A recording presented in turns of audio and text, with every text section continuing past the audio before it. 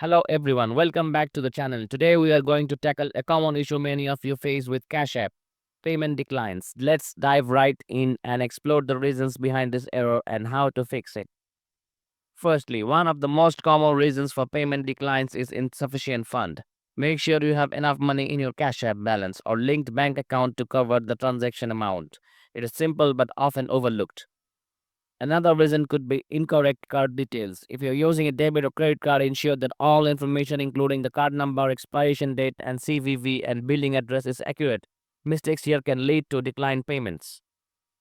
Outdated personal information can also cause issues. Keep your Cash App account details, such as your name, address, and phone number, up to date. Inaccurate information might trigger declines.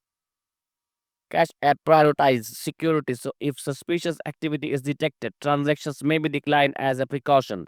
If you receive notification about unrecognized transaction, respond promptly to confirm or report the potential fraud.